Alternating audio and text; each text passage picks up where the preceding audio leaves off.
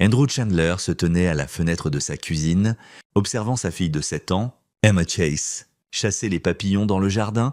La lumière du soleil matinal accrochait ses cheveux au burn, de la même teinte que les siens, tandis qu'elle riait d'un rire pur et sans gêne. Ces moments étaient devenus précieux pour lui, bien qu'il ne pût expliquer pourquoi un sentiment d'inquiétude s'était insinué en lui ces derniers mois. Le bruit des talons de sa femme claquant sur le parquet le tira de ses pensées. Catherine entra dans la cuisine. Téléphone pressé contre l'oreille, son expression soigneusement neutre, elle avait perfectionné ce regard au cours de leurs 8 années de mariage, un masque qui ne révélait rien. « Oui, maman, je lui dirai, » dit Catherine en raccrochant.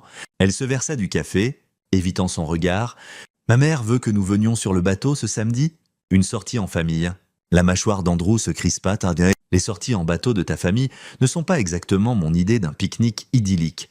C'est important pour elle. Curtis et Wes seront là avec leur famille. » Elle le regarda enfin, et pendant un instant, il vit quelque chose vaciller dans ses yeux verts, de la peur, de la culpabilité. Cela disparut.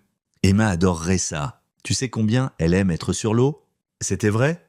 Emma avait hérité de son amour pour l'océan, malgré le fait que la famille de Catherine le traite comme un étranger depuis le jour de leur rencontre. Il avait été cinéaste documentaire à l'époque. Travaillant sur un projet sur la fraude d'entreprise à Boston, Catherine avait été sa chercheuse.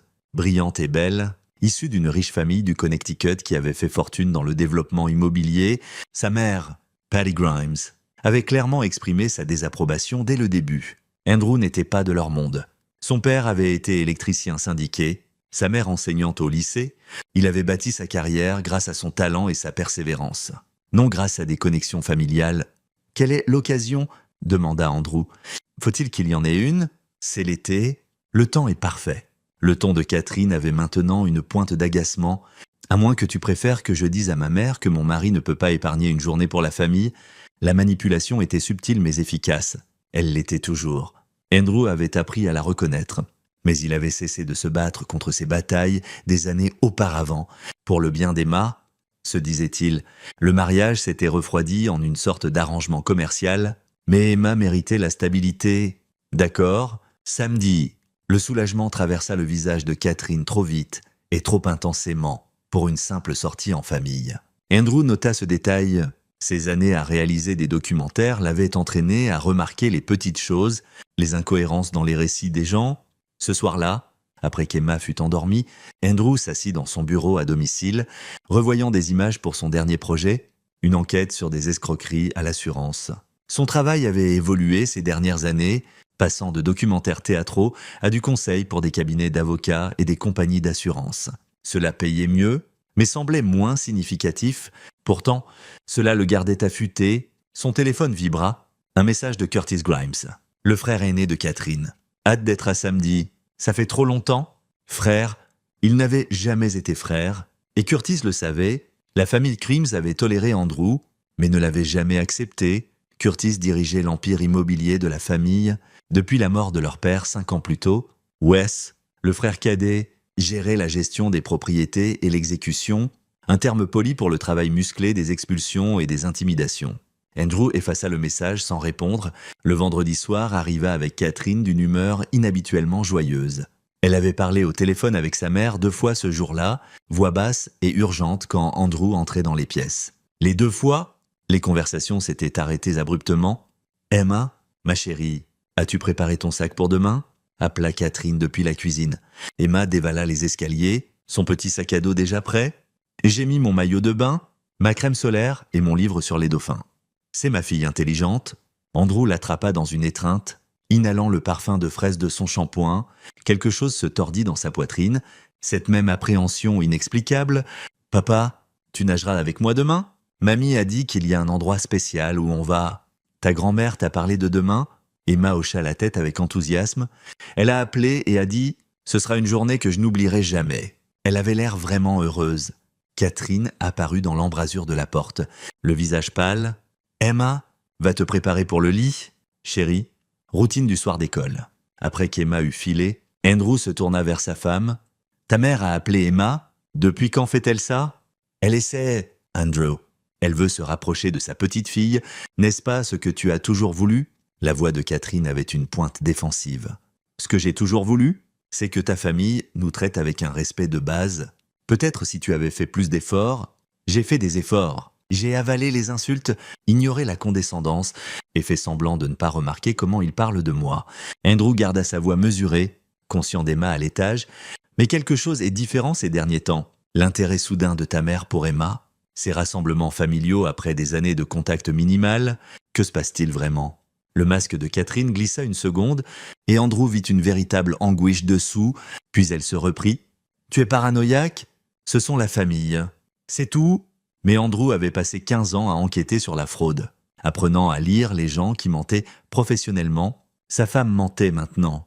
La question était pourquoi? Le samedi matin se leva clair et beau, le genre de journée parfaite de juin qui appartenait au magazine de voyage. Andrew chargea leur sac dans la Mercedes de Catherine, notant comment elle vérifiait son téléphone obsessivement, les doigts tremblant légèrement en tapant des réponses. Le trajet jusqu'au port de Plaisance prit 90 minutes, serpentant à travers des villes côtières du Connecticut où l'argent ancien se cachait derrière des haies manucurées et des portails privés. La famille Grimes gardait leur yacht, un croiseur de 8 mètres nommé Legacy, dans un port de plaisance exclusif à Mystique. Patty Grimes attendait sur le quai, une femme sévère dans la soixantaine qui avait conservé son apparence grâce à des procédures coûteuses et une discipline rigide. Elle portait du lin blanc comme une armure, des lunettes de soleil surdimensionnées cachant ses yeux. Curtis et Wes la flanquaient, tous deux grands et larges d'épaules, portant des polos qui contenaient à peine leur physique sculpté en salle de gym. Catherine, Emma, Andrew.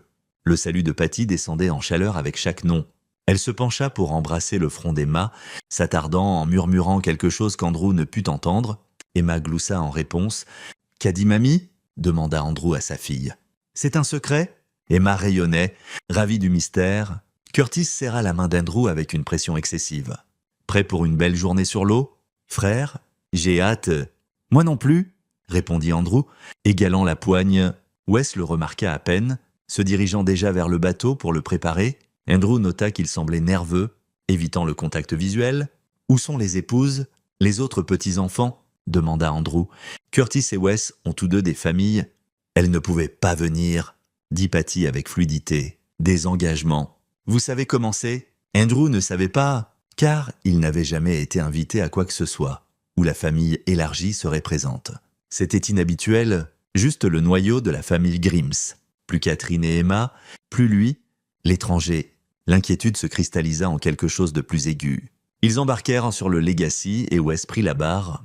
Les guidant hors du port de Plaisance, vers le détroit de Long Island, l'eau s'étendait infinie et bleue, des houles douces berçant le bateau. Emma poussa des cris de joie, penchée sur le bastingage tandis que des dauphins émergeaient au loin. Andrew se tenait près de la poupe, observant sa femme interagir avec sa famille. Catherine semblait tendue, son rire forcé. Curtis vérifiait constamment sa montre. Patty maintenait sa position près d'Emma, une main manucurée posée sur l'épaule de la fille. « Andrew, peux-tu m'aider avec quelque chose dans la cabine ?» appela Curtis. Tous les instincts qu'Andrew avait développés au fil des années d'enquête hurlaient l'alerte. Il jeta un regard à Emma, encore enchantée par les dauphins, puis à Catherine. Sa femme ne croisa pas son regard. Bien sûr, il suivit Curtis en bas, muscles tendus, conscient de l'espace confiné. La cabine sentait le cuir et le polish à bois coûteux. Curtis sortit une bouteille de scotch, versant 2 verres avec des mains qui tremblaient légèrement. « Je voulais te parler, » commença Curtis, « d'homme à homme, au sujet de Catherine. »« Quoi au sujet d'elle ?» Curtis lui tendit un verre et Andrew nota que le visage de l'autre homme suait malgré la climatisation. « Elle n'est pas heureuse ? Elle ne l'est pas depuis des années ? Le mariage ne fonctionne pas ? Ça, c'est entre moi et ma femme. Sauf que ça affecte toute la famille. Emma surtout. » Curtis but profondément. « Maman pense que nous pensons tous qu'il est peut-être temps de considérer ce qui est le mieux pour tout le monde. » Andrew posa son verre intact. « Et ce serait quoi ? Catherine mérite mieux, Emma mérite mieux, la famille Grimes prend soin des siens. Et toi ?» Curtis s'interrompit, l'insulte suspendue sans être dite. « Je ne suis pas l'un des vôtres, c'est ce que tu veux dire ? Tu n'as jamais été à ta place ? Tu le sais ? Nous le savons. Ce mariage était une erreur dès le début. » Andrew sentit une clarté froide l'envahir. « Ta mère t'a-t-elle envoyé ici pour me dire ça aujourd'hui ?» Pendant cette sortie, le silence de Curtis fut une réponse suffisante. « Pousse-toi !» Andrew se dirigea vers les escaliers. « Andrew ? Attends, mais Andrew remontait déjà sur le pont, ses instincts de cinéaste documentaire en surchauffe. Quelque chose n'allait vraiment pas. L'endroit isolé, la famille élargie absente, la confession nerveuse de Curtis, la culpabilité de Catherine. Tout formait un schéma qu'il ne voyait pas encore tout à fait. Il émergea dans un soleil aveuglant, le bateau s'était arrêté, le moteur au ralenti, ils étaient loin du rivage, rien que de l'eau dans toutes les directions. Patty se tenait près d'Emma à la poupe, Wes avait quitté la barre, Catherine se tenait figée près de la porte de la cabine. « Emma, viens ici », dit Andrew, essayant de garder sa voix calme. « Dans 1 minute ?»« Papa, mamie me montre quelque chose. » Puis plusieurs choses se produisirent en même temps. Curtis l'attrapa par derrière, des bras puissants se verrouillant autour de sa poitrine. Wes émergea de la cabine latérale, se dirigeant vers Emma. Andrew se débattit, jetant son poids en arrière, cognant Curtis contre la paroi de la cabine. La prise se relâcha assez pour qu'Andrew se libère. Mais Wes tendait déjà la main vers Emma. « Ne la touche pas !» Andrew bondit en avant. La main de Patty se serra sur l'épaule d'Emma et le cri de la fille perça l'air. Andrew vit le poing de Wes arriver trop tard. Les jointures connectèrent avec sa tempe. Et le monde tourna. Il trébucha, essayant de rester debout, essayant d'atteindre Emma. « Catherine !» hurla Andrew, du sang coulant sur son visage. « Arrête-les !» Sa femme se tenait paralysée, des larmes coulant sur son visage. « Je suis désolée ?» murmura-t-elle. « Je suis tellement désolée !» Curtis le frappa par derrière, un coup brutal au rein. Andrew tomba à genoux. À travers une vision floue, il vit Patty soulever Emma, sa fille hurlant, tendant les bras vers lui, puis la femme plus âgée la jeta par-dessus bord. Non, Andrew se releva d'un bond, mais Curtis et Wes l'attrapèrent ensemble, le traînant vers le bastingage. Il se battit de toutes ses forces, assénant des coups, entendant quelque chose craquer, mais ils étaient 2 et il était déjà blessé. Ils le soulevèrent et le jetèrent à l'eau. Le froid fut choquant, lui volant son souffle. Andrew remonta à la surface, haletant, cherchant frénétiquement. « Emma, papa !» Sa voix terrifiée et proche. Il nagea vers elle, trouvant sa fille qui battait l'eau, ses leçons de natation portant leurs fruits. Andrew l'attrapa, la serrant contre lui. « Je te tiens, bébé, je te tiens. » Le moteur du bateau rugit au-dessus d'eux. Andrew leva les yeux pour voir Curtis au bastingage. Observant, Catherine s'était effondrée contre la cabine. Le visage dans les mains, Patty se tenait droite et impassible, une satisfaction sinistre sur le visage. « Pourquoi ?» hurla Andrew. « C'est ta petite fille. » La voix de Patty porta sur l'eau, froide et claire. « Parfois, des sacrifices doivent être faits pour le bien supérieur. La famille se souviendra de vous comme il se doit. » Le legacy commença à tourner, s'éloignant. Andrew battit l'eau d'un bras, tenant Emma serrée, son esprit bouillonnant. Ils étaient à des kilomètres du rivage. L'eau était froide. Il était blessé. Il mourrait ici. C'est alors qu'Emma murmura à son oreille, voix tremblante mais urgente. « Papa, ne fais pas d'éclaboussures, fais le mort. » Andrew se figea. « Quoi ?» Mamie m'a dit avant de me pousser. Elle a dit « Reste immobile, petit poisson, et les requins ne te trouveront pas. » Le petit corps d'Emma tremblait contre lui. « Papa, je pense qu'elle voulait que les requins nous mangent. » L'horreur et la compréhension submergèrent Andrew simultanément. Ils avaient tout planifié. La sortie isolée, les jeter par-dessus bord, loin du rivage, le message cryptique à Emma. Il voulait que ça ressemble à un accident. Un tragique incident de bateau, corps perdu en mer. Mais la pensée rapide d'Emma leur avait donné une chance. « D'accord, bébé, on va flotter. Peux-tu être très immobile, très silencieuse? J'ai peur, je sais, mais tu es la fille la plus courageuse que je connaisse. On va jouer au meilleur jeu de statue jamais vu. Peux-tu faire ça pour papa ?» Emma hocha la tête contre sa poitrine.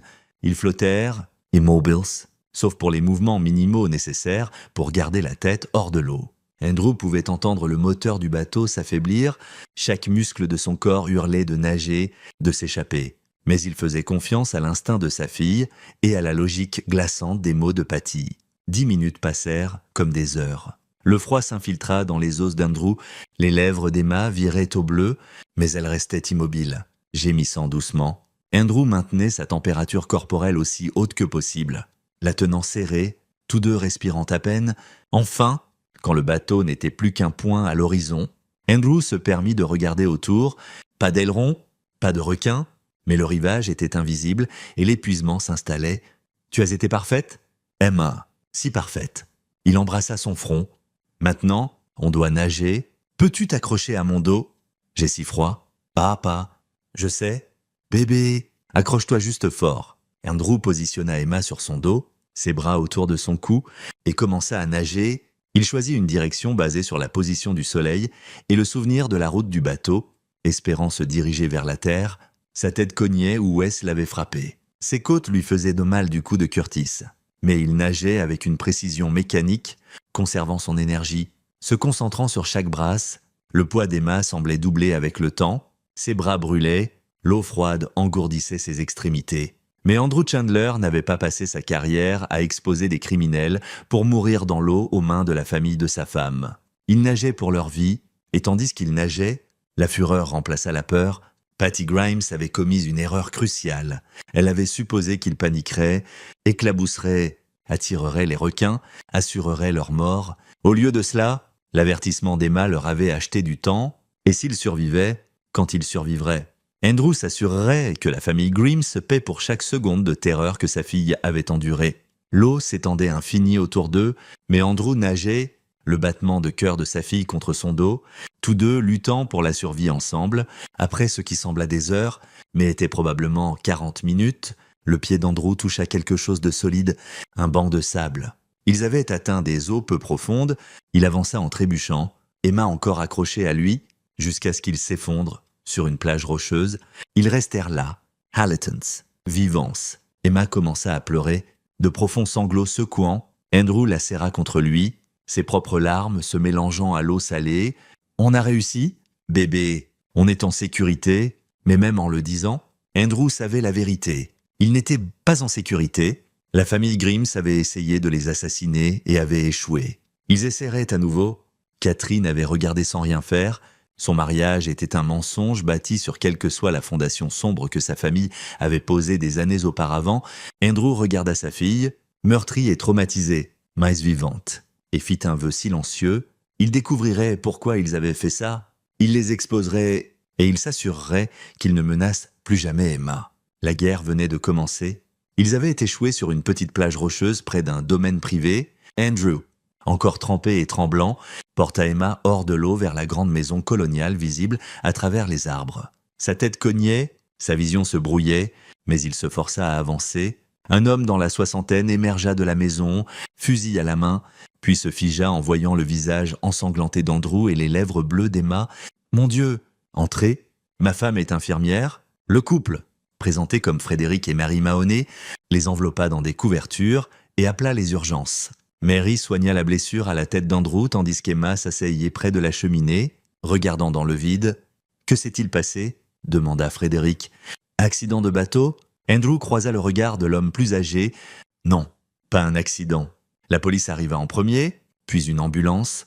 Andrew insista pour qu'ils emmènent Emma à l'hôpital immédiatement pendant qu'il donnait sa déclaration.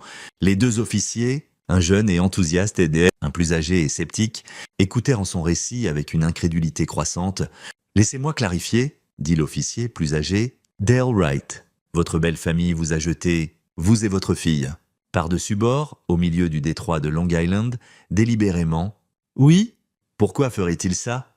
Je ne sais pas encore, mais ils l'ont fait. » La voix d'Andrew portait une certitude absolue. « Nous devrons parler à votre femme, » dit Wright, « et à sa famille. »« Bien, commencez par Patty Grimes. Demandez-lui pourquoi sa petite fille la savait pour les requins avant d'être poussée à l'eau. » À l'hôpital, les médecins traitèrent Andrew pour une commotion cérébrale, des côtes meurtries et une hypothermie légère. Emma était dans un état pire, hypothermie sévère, choc, possible pneumonie en développement. Il l'admire pour la nuit en observation. Andrew s'assit près de son lit, la regardant dormir, son esprit repassant tout ce qui s'était passé. Les pièces ne s'assemblaient pas encore. Pourquoi la famille de Catherine voulait-elle les tuer? L'argent était la réponse évidente. Assurance vie, héritage. Mais les Grimes étaient riches. Qu'est-ce que tuer lui et Emma pouvaient leur apporter? Son téléphone, récupéré de sa poche, et miraculeusement encore fonctionnel après séchage, vibra avec des messages, 17 appels manqués de Catherine, des textes allant de frénétique à furieux. « Où es-tu, Andrew ?»« Réponds s'il te plaît. La police est ici posant des questions sur un incident. Tu rends ça pire? Maman dit que tu as attaqué Curtis et est tombé par-dessus bord. Si tu aimais Emma, tu arrêterais ça. Le gaslighting était magistral. Ils avaient déjà construit leur récit. Andrew, instable et violent, avait attaqué Curtis, était tombé par-dessus bord, emportant Emma avec lui. Un accident, une tragédie, pas une tentative de meurtre. Andrew effaça les messages sans répondre. Au lieu de cela, il appela quelqu'un en qui il avait confiance. Johnny Joseph à l'appareil. « Johnny, c'est Andrew Chandler. »« Bien dit. Je n'ai pas eu de nouvelles depuis des mois. Comment va le business des documentaires ?» Johnny Joseph avait été le partenaire d'enquête d'Andrew sur 3 projets majeurs avant de devenir détective privé solo. L'homme était implacable, peu orthodoxe et brillant pour trouver des informations que les gens voulaient cacher. « J'ai besoin de ton aide.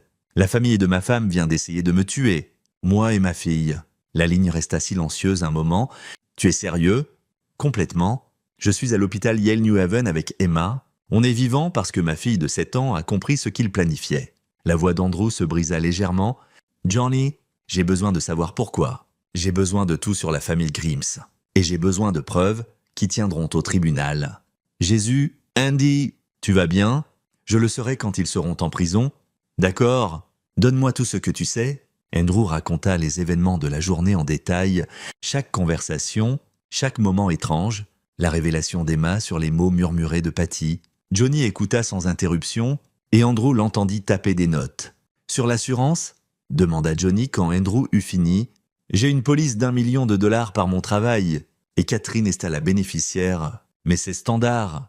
La famille Grims vaut des dizaines de millions, peut-être plus maintenant.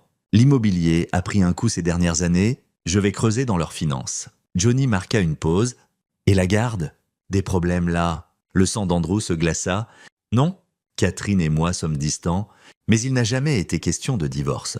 Emma m'adore. Il n'y a pas de bataille pour la garde encore. Mais s'ils t'enlevèrent de l'équation, Catherine obtient la garde complète et probablement le paiement de l'assurance. C'est un mobile.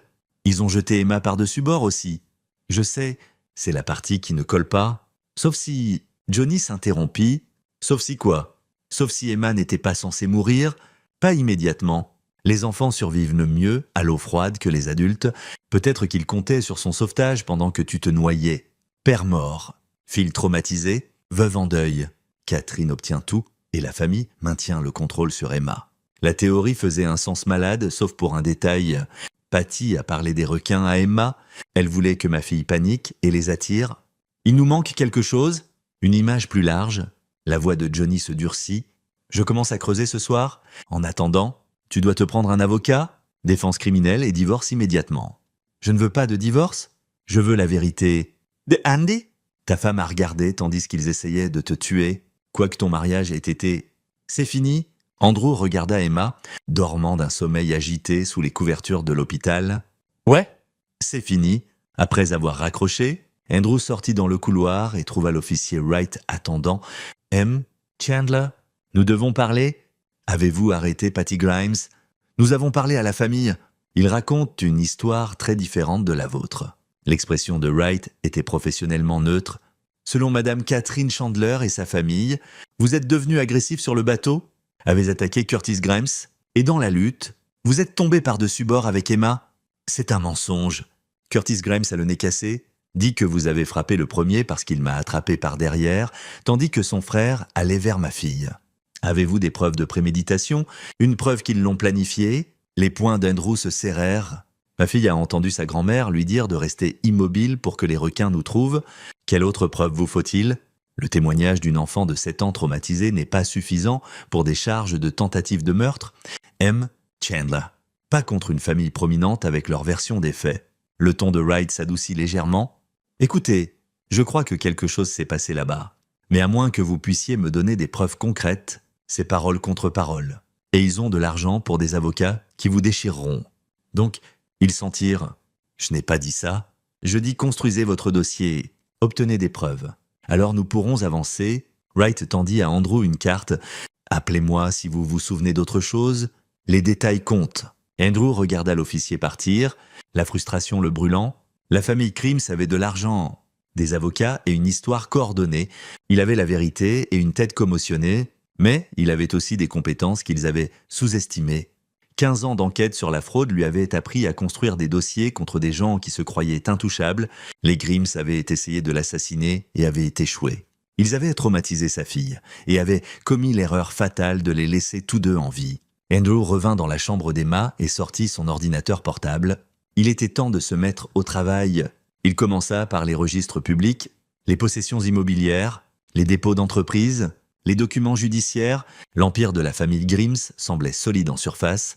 Des dizaines de propriétés commerciales à travers la Nouvelle-Angleterre, des développements résidentiels, des sociétés de gestion immobilière, mais Andrew savait lire entre les lignes.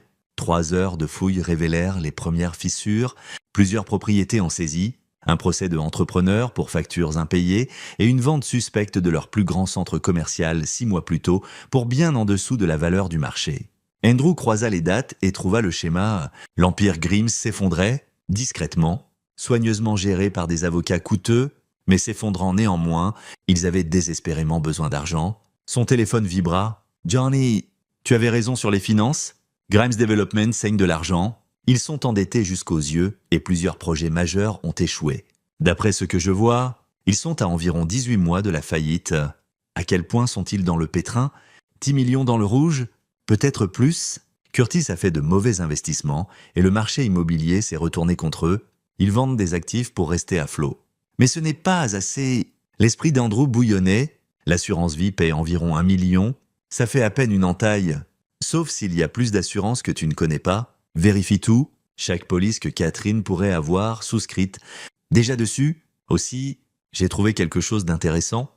Catherine voit un avocat en divorce, a rempli des papiers préliminaires il y a 2 mois, mais ne les a jamais soumis. La trahison coupa plus profondément qu'Andrew ne l'avait prévu. Même en sachant ce que Catherine avait fait, elle prévoyait de me quitter ou quelqu'un le planifiait pour elle. Voici la chose, l'avocat est le colocataire de fac de West Grimes. Toute cette affaire pourrait avoir été orchestrée par la famille, pas Catherine. Andrew se souvint du visage de sa femme sur le bateau, la culpabilité, les larmes, la paralysie. Elle est autant une victime que moi, ou une complice qui a eu froid aux yeux. De toute façon, nous devons prouver ce qui s'est passé. Johnny marqua une pause. Que dirais-tu d'un gars qui peut accéder au relevé téléphonique? Pas strictement légal, mais fais-le. Découvre ce qu'il planifiait. Andy, tu es sûr de ça? Si on franchit certaines lignes, tout ce qu'on trouve pourrait ne pas être recevable. Je me fiche de la recevabilité, je me soucie de la vérité. Et de protéger Emma? La voix d'Andrew baissa. Ils ont essayé de tuer ma fille? Johnny, je vais les détruire légalement ou autrement. D'accord, je suis avec toi, mais on fait ça intelligemment. On construit le dossier brique par brique. Après avoir raccroché, Andrew s'assit dans la chambre d'hôpital assombrie. Écoutant la respiration d'Emma, sa fille remua, gémit, puis se rendormit. Elle avait sauvé leur 2 vies avec sa pensée rapide et son courage. Maintenant, c'était à son tour de sauver son avenir. Une infirmière vint vérifier les signes vitaux et Andrew profita de l'occasion pour se dégourdir les jambes. Il marcha jusqu'à la cafétéria de l'hôpital, prit un café qu'il ne voulait pas et se trouva à fixer le vide. M. Chandler. Andrew se tourna pour trouver une femme dans la cinquantaine, vêtue de vêtements décontractés coûteux, son expression sympathique. Elle avait des yeux bienveillants et un comportement de thérapeute pratiqué. « Je suis Suzanne Whittaker. Je suis travailleuse sociale psychiatrique ici. J'ai entendu parler de ce qui est arrivé à vous et Emma. Je voulais vérifier comment vous alliez tous les deux. Nous allons bien? Vraiment? Vous avez traversé un traumatisme? Votre fille aussi? » Suzanne s'assit sans invitation, ce qui fit qu'Andrew lui fit moins confiance. « Emma va avoir besoin de soutien pour traiter ça. Vous aussi. Ce dont nous avons besoin, c'est que les gens qui ont essayé de nous tuer soient confrontés à la justice. Bien sûr, mais en attendant, Emma a besoin que son père soit présent et stable, pas consumé par la colère et la vengeance. » Andrew étudia la femme attentivement. Quelque chose en elle semblait faux, trop poli, trop parfaitement chronométré. « Qui vous a envoyé? L'hôpital ou quelqu'un d'autre ?» Le sourire de Suzanne vacilla. « Je ne comprends pas. Est-ce que Patty Grimes vous a envoyé pour évaluer combien Emma peut témoigner, voir si nous sommes vulnérables ?» Andrew se leva. « Dites à la famille de Catherine qu'ils ont mal calculé. Dites-leur que je viens pour eux et dites-leur que chaque tentative de me manipuler, m'intimider ou blesser ma fille à nouveau ne fera qu'empirer ce qui arrive. » Il laissa Suzanne assise là, le visage pâle, et revint dans la chambre d'Emma. Sa fille était réveillée, fixant le plafond. « Papa, je suis là, bébé. Pourquoi mamie nous a-t-elle fait du mal ?» Andrew s'assit au bord de son lit. choisissant ses mots avec soin. Parfois, les gens font de mauvaises choses parce qu'ils veulent quelque chose qu'ils ne méritent pas. Mais tu n'as pas besoin de t'inquiéter de ça. Papa va s'assurer que nous soyons en sécurité. Est-ce que maman est mauvaise aussi? La question le transperça. Maman a fait des erreurs, mais les gens qui nous ont fait du mal vont devoir répondre de ce qu'ils ont fait. La petite main d'Emma trouva la sienne. J'avais si peur dans l'eau, mais tu as été si courageux. Tu nous as sauvés tous les deux. Veulent-ils réessayer? Andrew croisa les yeux de sa fille, voyant la peur et la confiance mélangées. Non, je te promets, bébé, ils ne te feront plus jamais de mal. C'était une promesse qu'ils comptaient tenir, quoi qu'il en coûte. Ils relâchèrent Emma de l'hôpital l'après-midi suivant avec des instructions pour des soins de suivi et du counseling. Andrew arrangea pour qu'il reste dans un hôtel plutôt que de retourner à la maison qu'il avait partagée avec Catherine. Il n'était pas prêt à affronter sa femme et il voulait Emma dans un endroit sécurisé. Catherine envoya un autre message. « S'il te plaît, Andrew, laisse-moi voir Emma. Laisse-moi expliquer. » Andrew l'ignora. Au lieu de cela, il rencontra Arthur McGrath, un avocat en défense criminelle que Johnny avait recommandé. Le bureau de McGrath occupait l'étage supérieur d'un bâtiment élégant à Hartford.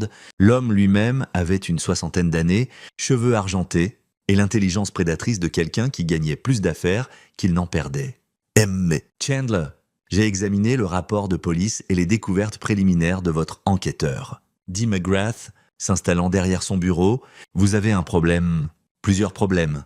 Vrai ? Mais le principal est l'évidence ou le manque d'évidence. La famille Grimes a une histoire cohérente. Vous avez des allégations circonstancielles et le témoignage d'un enfant que n'importe quel avocat de la défense déchiquettera en suggérant une confusion induite par le traumatisme. Ma fille n'est pas confuse. Je vous crois. Mais la croyance ne gagne pas les affaires. L'évidence le fait. McGrath sortit un bloc-notes légal. Ce dont j'ai besoin de vous, c'est tout, chaque conversation, chaque moment étrange dans votre mariage, chaque détail financier. Nous allons construire un dossier qui montre un schéma, un mobile et une opportunité. Andrew passa 3 heures à guider McGrath à travers 8 années de mariage, les isolations subtiles de ses amis et de sa carrière, le contrôle financier que la famille de Catherine avait progressivement exercé, la police d'assurance vie que Catherine avait suggéré d'augmenter 2 ans plus tôt, maintenant valant 2 millions, pas un lien. Les plans funéraires prépayés que Catherine avait insisté pour mettre en place juste au cas où, McGrath prit des notes, posant occasionnellement des questions pointues. Quand Andrew finit, l'avocat s'adossa à sa chaise. La bonne nouvelle est qu'il y a définitivement un schéma de préparation ici. La mauvaise nouvelle est que rien de tout ça ne prouve une tentative de meurtre. Et les polices d'assurance ? Suspectes mais pas illégales, beaucoup de couples ont de grosses polices.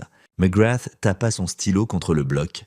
Ce dont nous avons besoin, c'est de la communication, emails, textos, conversations enregistrées entre membres de la famille, discutant le plan. Sans ça, vous menez une bataille difficile pour des charges criminelles. Je ne me soucie plus des charges criminelles, je me soucie de la sécurité et de la garde d'Emma. Ah, maintenant on parle stratégie. McGrath sourit finement. Le tribunal de la famille a un standard différent. Nous n'avons pas besoin de preuves au-delà du doute raisonnable. Juste une prépondérance d'évidence que Catherine est une mère inapte qui a mis son enfant en danger. Pouvez-vous prouver ça avec ce que je vous ai dit? Absolument. Elle a vu sa famille tenter d'assassiner sa fille et n'a rien fait pour l'arrêter. Même si nous ne pouvons pas prouver la préméditation de sa part, son échec à protéger Emma est accablant. McGrath fit une autre note. Mais il y a une complication.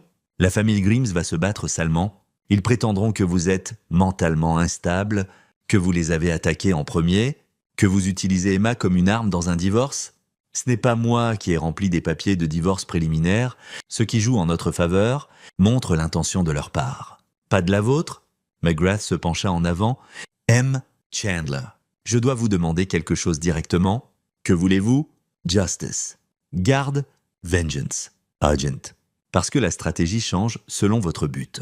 Andrew pensa à Emma dans le lit d'hôpital demandant si sa maman était mauvaise. Il pensa au visage froid de Patty Grimes en jetant un enfant dans l'océan. Il pensa à la culpabilité paralysée de Catherine. Je veux que ma fille soit en sécurité et loin de cette famille pour toujours. Je veux que la vérité soit exposée pour qu'ils ne puissent blesser personne d'autre. Et oui, je veux qu'ils paient pour ce qu'ils ont fait. Alors nous devons être stratégiques et patients. L'affaire criminelle avance à son propre rythme. Mais nous pouvons déposer une demande de garde d'urgence immédiatement, citant la tentative de noyade et l'échec de Catherine à protéger Emma. Ça éloigne votre fille de sa portée pendant que nous construisons le dossier plus large. Faites-le. Une chose de plus, l'expression de McGrath devint sérieuse. D'après mon expérience, les familles comme les Grims ne réagissent de pas bien quand on les accule. Elles escaladeront harcèlement, menaces, possiblement violence. Vous devez être préparé à ça. Je le suis, parce qu'une fois que nous déposons ces papiers, il n'y a pas de retour en arrière. Vous serez en guerre avec eux. Andrew pensa à 10 minutes dans l'eau glacée tenant sa fille terrifiée, tous deux faisant le mort pour éviter les requins. Nous sommes déjà en guerre. Ils ne savent juste pas encore qu'ils ont perdu. Ce soir-là, de retour à l'hôtel, Andrew aida Emma avec son dîner tandis que son téléphone explosait de messages. Catherine avait apparemment été informée de la demande de garde d'urgence. Les textos allaient de supplications désespérées à des accusations. « Tu ne peux pas me prendre ma fille !» Je ne savais pas ce qu'il planifiait. « S'il te plaît, Andrew. Je l'aime. C'est un enlèvement. Mes avocats te détruiront. » Le texto final vint d'un numéro inconnu. « Tu fais une erreur. La famille est tout. Il est encore temps de rentrer et de réparer ça. » Andrew bloqua le numéro et éteignit son téléphone. « Papa, on peut aller nager demain ?» demanda soudain Emma. La question le surprit. « Tu veux nager ? Après tout, j'aime nager. Je ne veux pas que ça me fasse peur pour toujours. » La voix d'Emma était petite mais déterminée. La fierté gonfla la poitrine d'Andrew. Sa fille était plus forte que quiconque ne le créditait. « D'accord, on trouvera une piscine demain, mais seulement si tu es sûr. »« Je suis sûr. » Plus tard, après qu'Emma fut endormie, Andrew s'assit sur le balcon de l'hôtel avec son ordinateur portable, revoyant les informations que Johnny avait envoyées, relevés téléphoniques montrant des communications extensives entre Patty, Curtis, Wes et Catherine dans les semaines précédant le voyage en bateau. La plupart étaient anodines, mais le timing était suspect. Un pic d'appel immédiatement après que Catherine eut rencontré l'avocat en divorce. Puis Andrew trouva quelque chose d'intéressant. Un transfert de 50 000 $ de Curtis à Catherine 3 semaines plus tôt. Étiqueté, avance. Avance sur quoi? Il appela Johnny. L'argent que Curtis a donné à Catherine, une idée de ce que c'était pour. J'y travaille, mais j'ai trouvé autre chose que tu dois savoir. La voix de Johnny était sinistre. La famille Grims a fait des enquêtes sur toi. Spécifiquement, ils ont engagé un détective privé pour creuser ton passé il y a environ 2 mois. À la recherche de quoi? De la saleté? Tout ce qu'il pourrait utiliser contre toi dans une bataille pour la garde ou pour te discréditer. Le rapport du détective est assez mince. Tu es clean, Andy? Mais il construisait définitivement un dossier contre toi avant le voyage en bateau. Donc c'était planifié bien à l'avance. On dirait... La question est si Catherine faisait partie de la planification ou juste un pion qu'il manipulait. Andrew pensa au visage de sa femme, la culpabilité et la peur. Je pense qu'elle savait que quelque chose arrivait mais ne savait pas quoi ou ne voulait pas se l'admettre. Ça pourrait nous aider si on peut la retourner, la faire témoigner contre sa famille. Elle ne le fera pas. La loyauté familiale est trop profonde chez les Grims. Tout le monde a un point de rupture, surtout quand on regarde des charges d'accessoires à tentative de meurtre. Je ne suis pas intéressé à poursuivre Catherine, je veux juste qu'Emma soit en sécurité. Ton choix. Mais elle pourrait être notre meilleure source d'informations sur ce qu'il planifiait. Johnny marqua une pause. Il y a autre chose? J'ai tiré les relevés financiers de Curtis. Le gars est un joueur, perdu plus de 300 000 $ à Atlantic City l'année dernière, seul. C'était probablement où beaucoup de l'argent de la famille était parti. Les pièces s'assemblaient en une image plus claire, les dettes de jeu de Curtis. L'entreprise défaillante, les polices d'assurance, le divorce planifié. La famille Grims avait tourné autour du drain financièrement et avait vu Andrew comme la solution, le tuer, collecter l'assurance, maintenir le contrôle sur Emma et présumément saigner l'héritage de Catherine à sec. Sauf qu'ils avaient sous-estimé Andrew et Emma. Andrew travailla tard dans la nuit construisant une chronologie d'événements, reliant relevés financiers à communication à action. À l'aube, il avait le squelette d'un récit montrant une planification délibérée et une intention malveillante. Mais comme McGrath l'avait dit, le récit n'était pas une preuve. Et la famille Grims avait des ressources pour contre-attaquer. Le lendemain matin, Andrew se réveilla avec un appel de l'officier Wright. « M. Chandler, je voulais vous donner un avertissement. La famille Grims a déposé un rapport de police prétendant que vous avez enlevé Emma. » La mâchoire d'Andrew se serra. « J'ai des papiers de garde d'urgence déposés. Elle est avec son tuteur légal. Je sais, je les ai vus. Mais ils prétendent que vous avez utilisé la force et les menaces juste pour que vous sachiez qu'ils jouent dur. Notez aussi, Nous avons exécuté un mandat sur le bateau, trouvé des choses intéressantes. Andrew se redressa, comme quoi, je ne peux pas discuter d'une enquête active, mais disons juste que leur version des faits a des incohérences avec l'évidence physique. Le ton de Wright portait de la satisfaction. Gardez votre fille proche, M. Chandler, et surveillez vos arrières. L'appel se termina, laissant Andrew avec une étincelle d'espoir.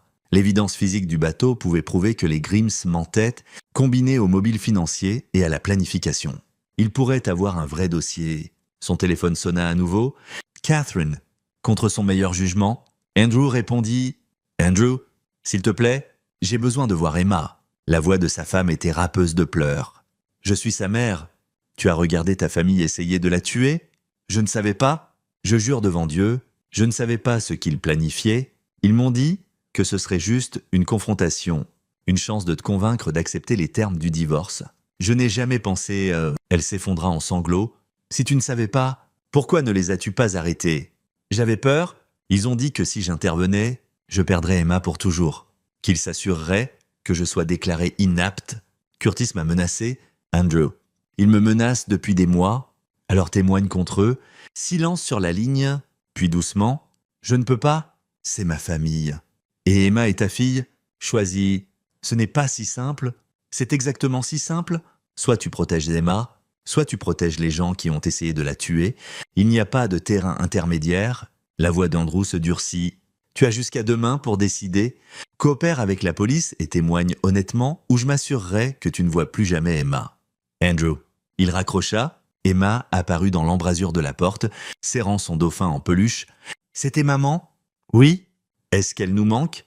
Andrew serra sa fille dans ses bras. Je pense qu'elle manque ce que nous étions, mais les choses ont changé. Bébé, on ne peut pas revenir à ce que c'était. Elle me manque parfois, mais je suis aussi en colère contre elle. Tu peux être les deux. Les sentiments sont compliqués. Emma hocha la tête contre sa poitrine. Papa, quand pourrons-nous rentrer à la maison ?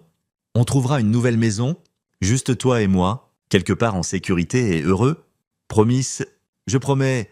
L'audience pour la garde était prévue pour la semaine suivante. Mais la famille Grims bougea plus vite que prévu. 2 jours après l'appel d'Andrew avec Catherine, on frappa sèchement à la porte de sa chambre d'hôtel à 23h. Andrew vérifia le Judas et trouva 2 officiers de police. Pass right. Mais 2 visages inconnus. Ses instincts hurlèrent l'alerte. « Puis-je vous aider ?» appela-t-il à travers la porte. « M. Chandler, nous avons besoin que vous veniez avec nous. Il y a eu une plainte déposée au sujet de quoi... Monsieur, ouvrez la porte s'il vous plaît. » Andrew envoya rapidement un texto à Johnny et McGrath. Police à l'hôtel prétendant plainte possible piège. Puis il ouvrit la porte avec la chaîne encore attachée. Les officiers, un était l'officier André Caséaz selon son badge, semblaient agacés. « Nous avons besoin que vous veniez au poste pour répondre à des questions sur une allégation d'agression. » « Quelle agression ? Curtis Grimes prétend que vous l'avez attaqué hier. Dit qu'il s'est présenté à son bureau en faisant des menaces. Andrew n'avait pas quitté l'hôtel sauf pour emmener Emma à la piscine. « C'est impossible. J'ai été ici avec ma fille et les caméras de sécurité de l'hôtel le prouveront. Néanmoins, nous avons besoin que vous veniez. Suis-je en arrestation ?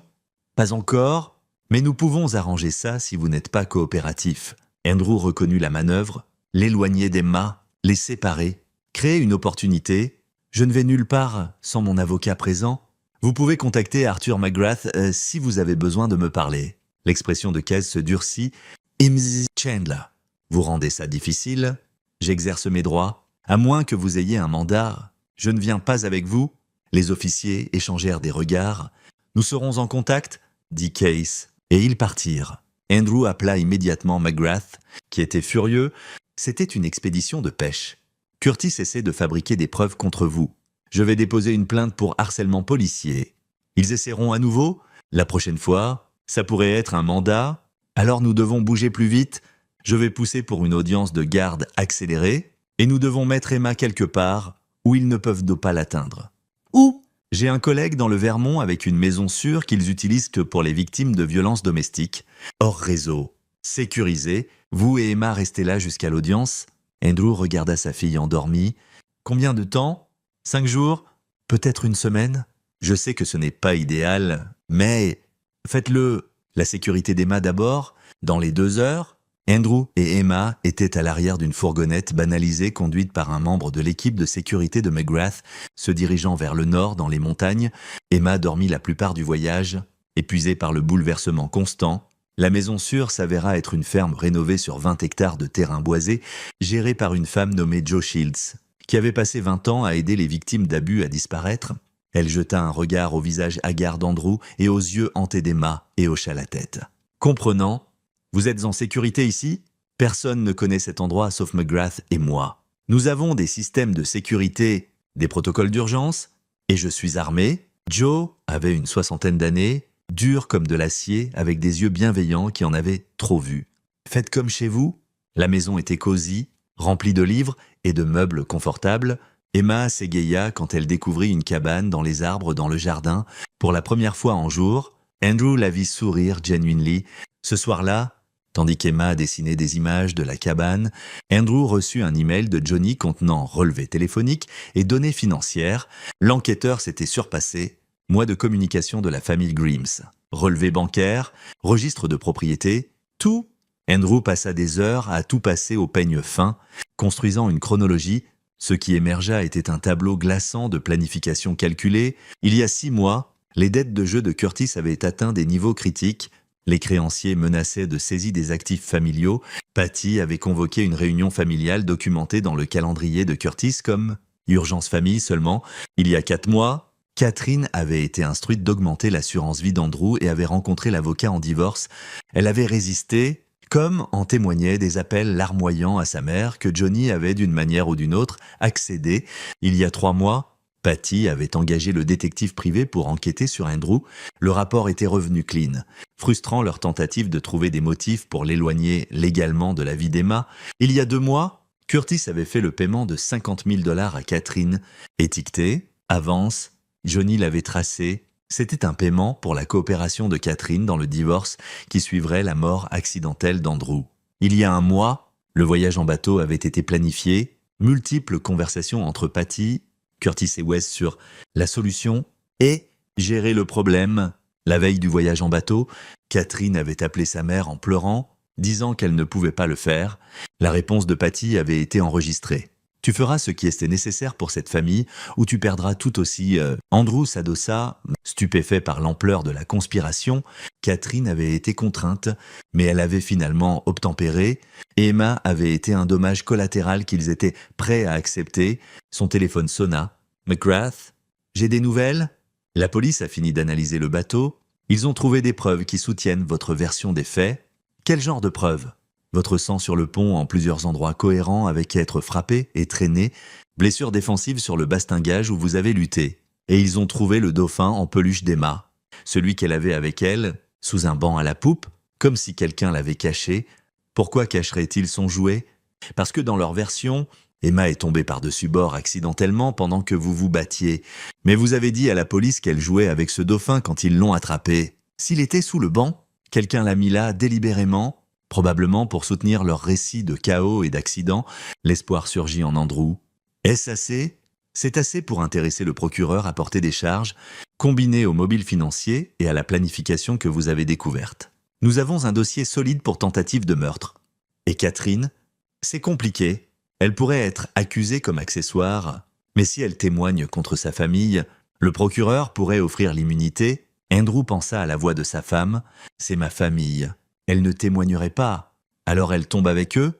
Son choix. Ce soir-là, Andrew ne pouvait pas dormir. Il se tenait sur le porche de la ferme, regardant les étoiles non atténuées par les lumières de la ville, pensant à combien la vie pouvait se défaire rapidement.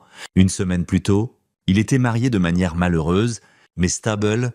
Maintenant, il se cachait dans le Vermont, sa fille était traumatisée, et il construisait un dossier contre la famille de sa femme pour tentative de meurtre. La porte s'ouvrit derrière lui. Emma, enveloppée dans une couverture. « Tu ne peux pas dormir non plus ?» demanda Andrew. « J'ai fait un mauvais rêve sur mamie. » Andrew la serra contre lui. « Veux-tu en parler ?» Elle me poussait à nouveau, mais cette fois tu n'étais pas là. Juste de l'eau froide pour toujours. Emma frissonna. « Papa, pourquoi voulait-elle nous faire du mal? Les gens qui se soucient plus de l'argent que des personnes font des choses terribles, mais elle a fait une erreur. Elle a sous-estimé à quel point tu es forte, à quel point nous sommes forts tous les deux. Allons-nous les battre? Andrew baissa les yeux sur sa fille, son visage levé et confiant. « Oui, bébé, nous allons nous assurer qu'il ne fasse plus jamais de mal à personne. Bien, parce que j'en ai marre d'avoir peur. » Moi aussi, ils restèrent ensemble dans le silence des montagnes, deux survivants planifiant leur prochain coup. La famille Crims avait de la richesse et des avocats et une défense coordonnée, mais Andrew avait quelque chose de plus puissant, la vérité, les preuves. Et la conviction absolue d'un père protégeant son enfant. La guerre était loin d'être finie. Mais Andrew Chandler ne faisait que commencer. Le lendemain apporta des nouvelles inattendues. L'officier Wright appela avec une mise à jour. « Nous avons arrêté Wes Grimes pour agression liée à l'incident du bateau. Votre blessure à la tête correspond au motif de sa bague de classe. Il prétend la légitime défense, mais les preuves ne le soutiennent pas. Et Curtis et Patty? Curtis est interrogé. Patty, est avocate et refuse de parler. » Wright marqua une pause. « Mais voici la chose. Wes est nerveux. Le gars sue à grosses gouttes dans la salle d'interrogatoire. Je pense qu'il pourrait craquer si on le presse. Alors pressez-le. Nous le faisons, mais je veux vous avertir. Son avocat flotte déjà un accord, témoignage contre les autres, en échange de charges réduites. » Andrew considéra ça. Wes était le muscle de la famille, pas le cerveau. Il suivait les ordres de Patty et Curtis. S'il témoignait sur la planification, la conspiration, la tentative délibérée d'assassiner Andrew et Emma, prenez l'accord si ça nous donne ce qu'il faut pour condamner les autres. C'est ce que je pensais? Je vous tiendrai au courant. Après avoir raccroché, Andrew trouva Emma dans la cabane avec Joe. Les deux ayant une conversation animée sur les oiseaux, Joe était devenue une figure de grand-mère presque instantanément et Emma s'était accrochée à sa chaleur. « Emma Chandler ?» appela Joe d'en haut. « Puis-je vous parler une minute ?» Andrew grimpa dans la cabane, se serrant dans le petit espace. Emma identifiait des oiseaux dans un livre d'images, complètement absorbée. « Elle va mieux ?» dit Joe doucement. « Encore des cauchemars, encore nerveuse autour de l'eau, mais elle est résiliente. Les enfants sont remarquables comme ça. Elle nous a sauvé la vie, 7 ans et elle nous a sauvés. Elle me l'a dit, m'a aussi parlé de sa maman. » L'expression de Joe était soigneusement neutre. Emma était confuse au sujet de Catherine. L'aime mais se sent trahie. Ça va prendre du temps à traiter. Je sais, je ne veux pas l'empoisonner contre sa mère, mais je ne peux pas prétendre que Catherine ne l'a pas laissé tomber. Vous faites la bonne chose, en la protégeant d'abord, mais éventuellement Emma aura besoin de réponses sur pourquoi sa maman n'a pas arrêté ce qui s'est passé. Vous devriez penser à comment vous gérerez ça. Andrew regarda sa fille si concentrée sur les oiseaux, essayant de maintenir la normalité dans une situation anormale. Je lui dirai la vérité de manière adaptée à son âge, que parfois les gens qu'on aime font des choix terribles, que nous pouvons les aimer et ne plus leur faire confiance. Joe hocha la tête en approbation. C'est bon, honnête mais juste. Ce soir-là, McGrath appela avec une mise à jour sur l'audience de garde. Bonne nouvelle et mauvaise nouvelle. Bonne nouvelle. Le juge a examiné les preuves et nous a accordé la garde temporaire complète avec visite supervisée seulement pour Catherine. Elle n'est pas autorisée au contact non supervisé avec Emma jusqu'à l'audience. Et la mauvaise nouvelle? La famille de Catherine sort tous les arrêts. Ils ont engagé Preston & Associates, le meilleur cabinet de droit familial de l'État.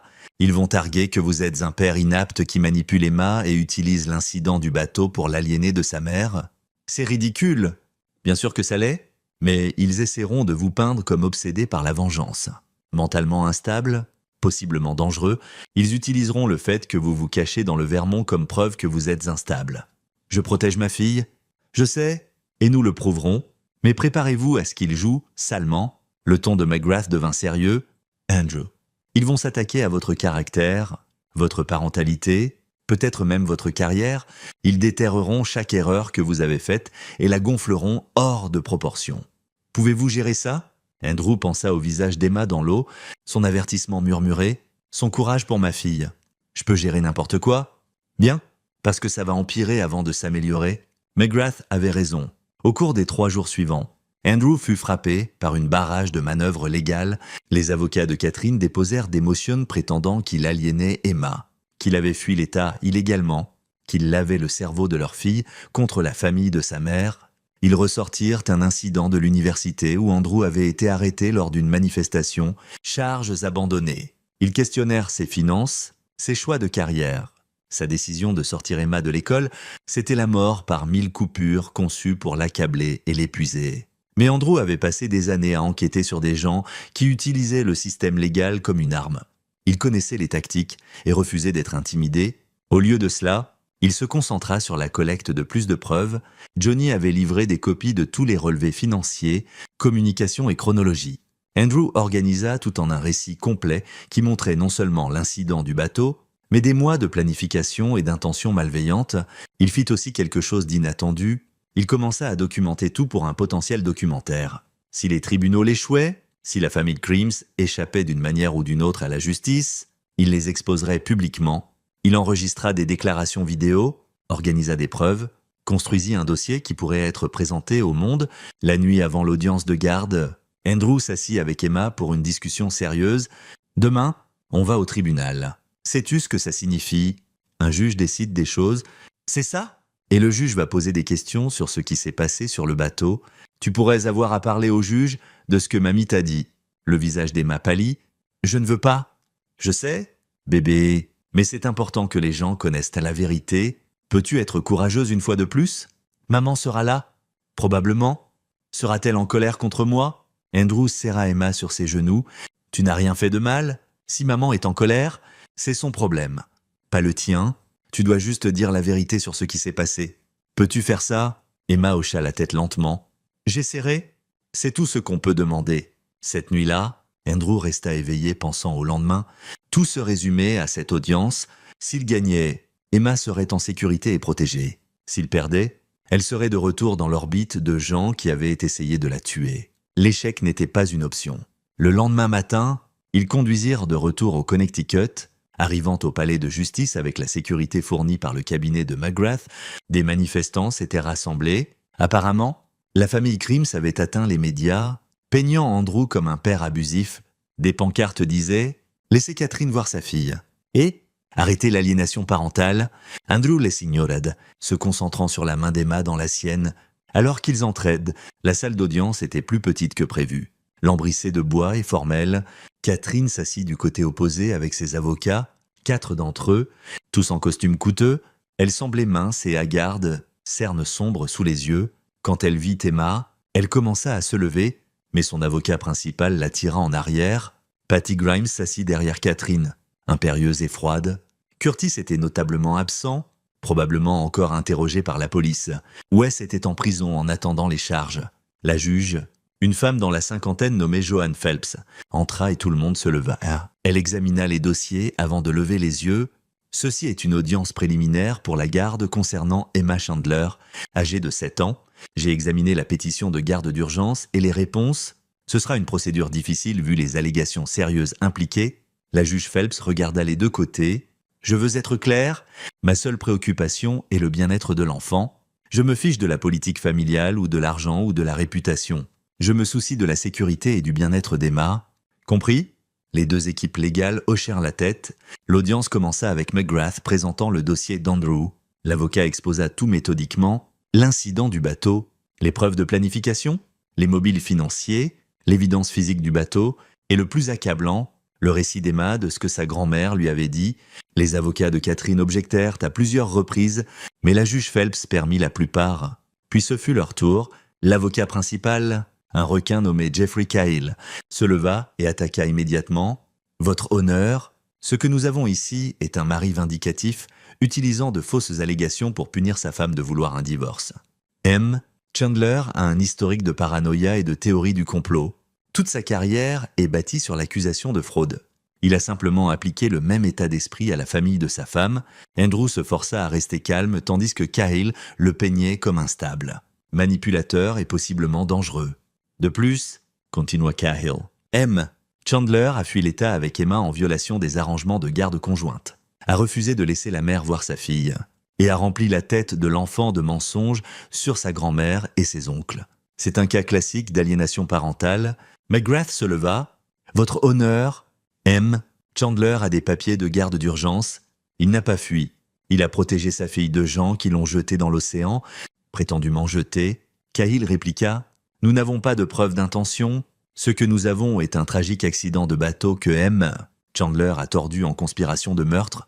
Et l'évidence physique ?» demanda McGrath. « Les patterns de sang, le jouet caché, les blessures défensives. Tout cohérent avec un accident pendant une altercation physique que M.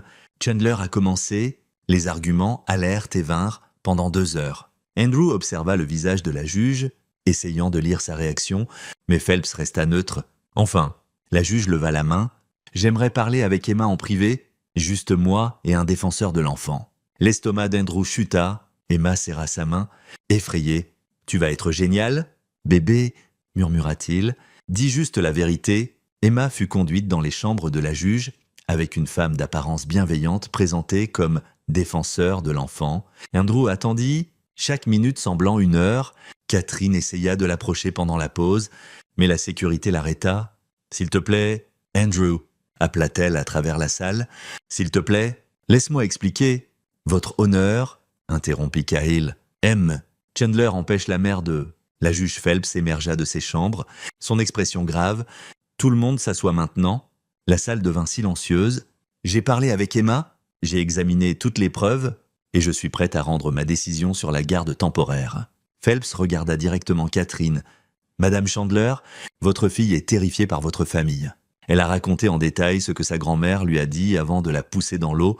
Elle a décrit vous entendre pleurer mais ne pas vous voir aider. Et quand je lui ai demandé si elle se sentait en sécurité avec vous, elle a hésité. Le visage de Catherine s'effondra. Cependant, continua la juge, elle a aussi exprimé de l'amour pour vous et de la confusion sur pourquoi vous ne l'avez pas protégée. Ça me dit qu'il y a une relation qui vaut la peine d'être préservée sous les bonnes circonstances. » Andrew sentit un scintillement d'espoir. « Par conséquent, je décide comme suit. Andrew Chandler retient la garde légale et physique complète d'Emma, jusqu'à la fin de l'enquête criminelle et du procès. Catherine Chandler peut avoir une visite supervisée 1 fois par semaine pendant 2 heures. Supervisée par un moniteur nommé par le tribunal, la famille Grimes, spécifiquement Patty, Curtis et Wes Grimes, ne doivent avoir aucun contact avec Emma jusqu'à nouvel ordre de ce tribunal. » Patty Grimes se leva d'un bond. « C'est scandaleux, c'est ma petite fille, c'est aussi une enfant que vous avez prétendument essayé d'assassiner. Madame Grimes, asseyez-vous avant que je vous déclare en outrage. » La voix de Phelps était acier. Patty s'assit, la fureur irradiant d'elle. « Cette décision est effective immédiatement, M. Chandler. Je recommande fortement du counseling pour Emma pour traiter ce traumatisme. Madame Chandler, je suggère que vous examiniez vos choix et vos loyautés familiales très attentivement. Nous nous reconvoquerons après les procédures criminelles. » Le marteau tomba. Andrew exhala pour ce qui semblait la première fois en heures. Emma était en sécurité, légalement protégée. Les Grimes ne pouvaient pas la toucher. Catherine resta assise, pleurant doucement. Patty sortit en trombe de la salle d'audience, ses avocats se bousculant après elle. Dehors, McGrath tapa sur l'épaule d'Andrew. « On a gagné, Emma est protégée pour l'instant. Pour l'instant est assez... on prend les victoires, comme elles viennent. » Andrew regarda Catherine sortir du palais de justice, entourée d'avocats, mais fondamentalement seule. Une partie de lui ressentait de la pitié pour elle, manipulée par sa famille, contrainte à la trahison, maintenant isolée de sa fille, mais une partie plus grande se souvenait d'elle paralysée sur ce bateau, regardant Emma être jetée au requin. Certains choix ne pouvaient pas être pardonnés. Ce soir-là, de retour à l'hôtel, Andrew et Emma commandèrent le service d'étage et regardèrent un film d'animation sans cervelle. Emma semblait plus légère, comme si la décision de la juge avait levé un poids. « Papa, que se passe-t-il maintenant ? Maintenant, on se concentre sur te ramener à la normale. Nouvelle école, nouvelle maison, nouvelle vie.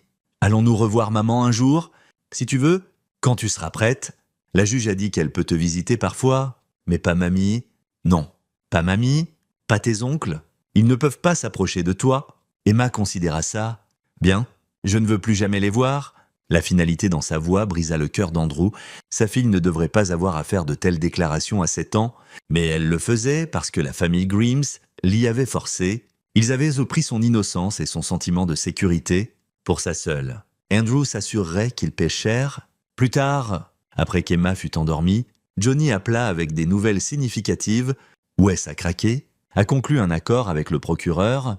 Il témoigne contre Patty et Curtis en échange de charges réduites, probablement 5 ans au lieu de 20.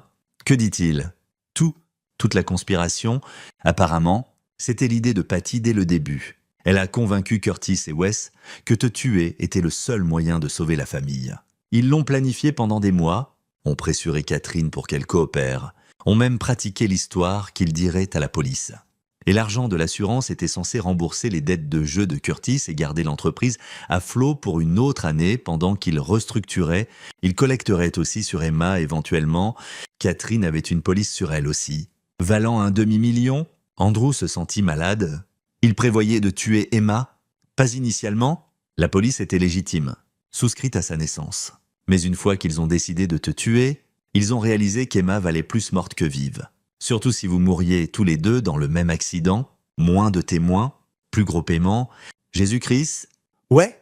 Wes a aussi dit que Patty a spécifiquement parlé des requins à Emma parce qu'elle voulait que la fille panique et les attire. Augmenter les chances de mort. Faire paraître ça plus convaincamment accidentel, si Emma mourait, c'était un bonus. Si elle survivait, il prévoyait de te peindre comme le père irresponsable qui l'avait mise en danger. Chaque mot faisait bouillir le sang d'Andrew. Dis-moi qu'ils vont en prison avec le témoignage de Wes et l'évidence physique? Absolument. Le procureur dépose des charges de tentative de meurtre au premier degré contre Patty et Curtis. Catherine regarde des charges d'accessoires, mais il pourrait lui offrir un accord si elle coopère. Je me fiche de ce qui arrive à Catherine maintenant.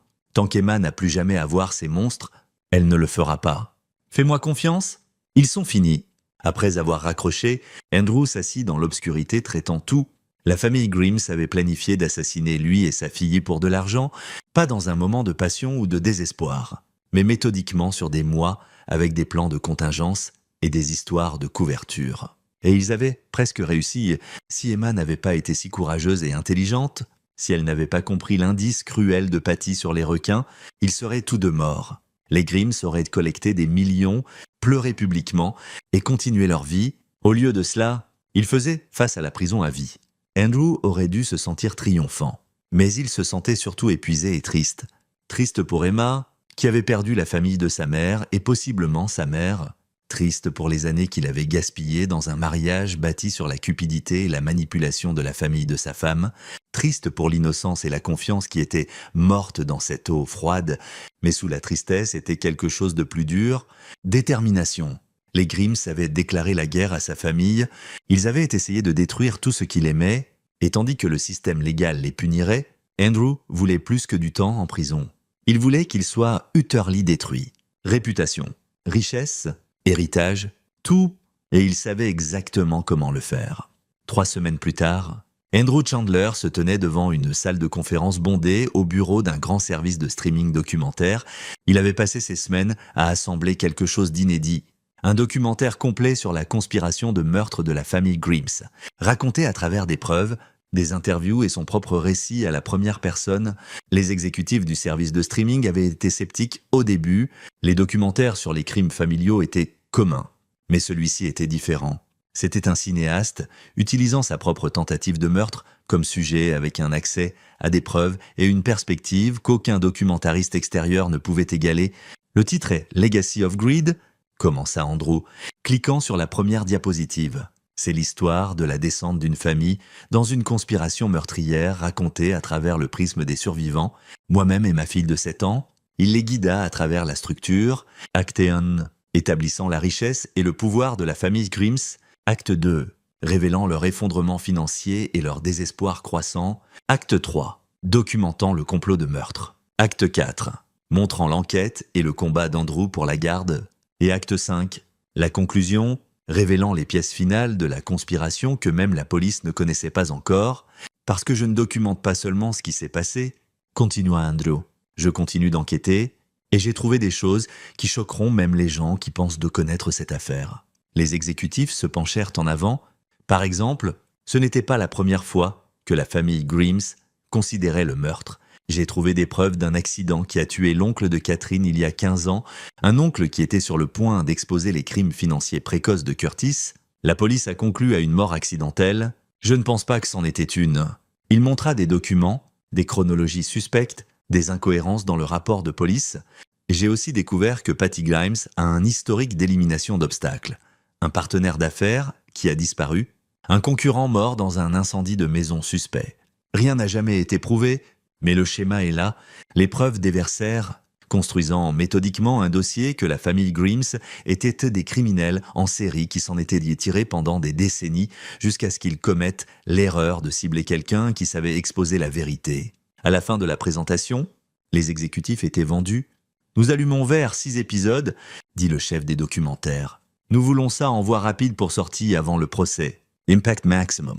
Andrew serra les mains, sachant qu'il venait de lancer une arme plus dévastatrice que n'importe quelle sentence de prison. Le documentaire détruirait la réputation de la famille Grims de manière permanente. Leur nom deviendrait synonyme de cupidité et de meurtre. Les générations futures les étudieraient comme des contes cautionnaires. C'était une vengeance soigneusement construite, légalement étanche et utterly dévastatrice. Mais il n'avait pas fini. Tandis qu'il construisait le documentaire, Andrew avait aussi travaillé avec Johnny sur un autre projet, un procès civil contre la famille Grims pour tentative de meurtre. Infliction intentionnelle de détresse émotionnelle et agression, le procès réclamait 50 millions de dollars en dommages. La famille Grims était déjà ruinée financièrement. Ce procès s'assurerait qu'il le reste pour toujours. Incapables de reconstruire leur empire ou de restaurer leur nom. « Tu vas à la terre brûlée ?» observa Johnny pendant l'une de leurs sessions de planification. « Rien ne reste que des cendres. Ils ont essayé de tuer ma fille. Ils méritent des cendres. » L'enquêteur étudia Andrew attentivement. « Assure-toi juste que tu fais ça pour les bonnes raisons. La vengeance peut te consumer si tu n'es pas prudent. Je le fais pour Emma, pour qu'elle n'ait plus jamais à s'inquiéter d'eux, pour que personne d'autre n'ait à s'inquiéter d'eux. Et tu crois ça ?» Andrew croisa les yeux de son ami. « Oui, ce n'est pas sur la vengeance. C'est sur la justice et la prévention. Les Grims sont des prédateurs. Je m'assure qu'ils ne puissent plus chasser. » Johnny hocha la tête lentement. « D'accord. Alors, finissons ça ?» Le procès criminel commença au début de l'automne. Andrew y assista chaque jour, s'asseyant au premier rang avec le dauphin en peluche d'Emma sur ses genoux. Un rappel tranquille de ce qu'ils avaient survécu. Wes Grimes témoigna en premier, exposant toute la conspiration en détails dévastateurs. Le procureur joua des enregistrements de conversations familiales que Johnny avait obtenus par des moyens légaux mais discutables.